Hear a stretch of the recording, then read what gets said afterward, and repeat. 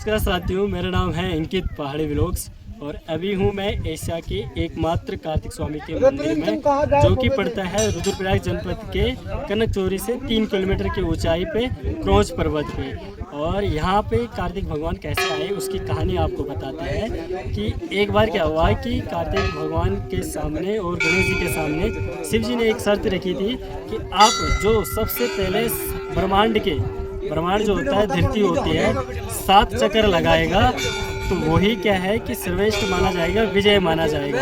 और एक टाइम क्या होता है कि जब कार्तिक भगवान जी निकलते हैं ब्रह्मांड की यात्रा के लिए, भ्रमण के लिए, 7 चक्कर लगाने के लिए, और कार्तिक भगवान जी का जो वाहन होता है वो होता है मोर, तो वो मोर में निकल जाते हैं। साथ में गणेश जी क्या करते हैं कि उनका जो वाहन होता है वो होता है मूषक, जिसे हम चूहा कहते हैं, तो उनका वाहन मूषक होता है।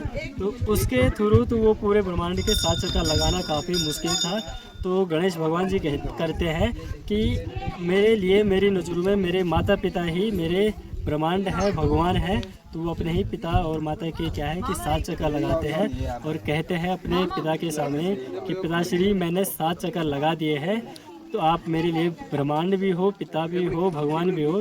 तो भगवान शिव जी के सामने और माता पार्वती के सामने संकट वाली बात आ जाती है, क्योंकि गणेश भी उनके पुत्र थे और कार्तिक स्वामी जी भी उनके पुत्र थे।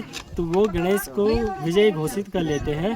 उसके बाद क्या होता है कि जब कार्तिक स्वामी जी आते हैं वापस अपनी परिक्रमा करके, तो वो शिव जी से कहते हैं कि मैं विजयी हूँ, और शिव जी कहते हैं कि गणेश ने ये पहले ही कर दिया है।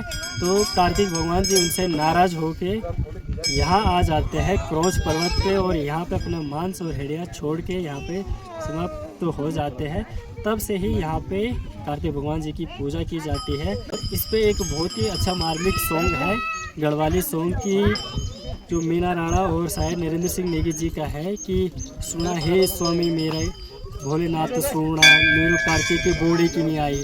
तो ये गाना आप सुन सकते हो। काफ़ी अच्छी और रोमांचिक कहानी है भाई कार्तिक भगवान जी की, कि पूरे ब्रह्मांड के चक्कर भी लगाए फिर भी विजय नहीं हुए।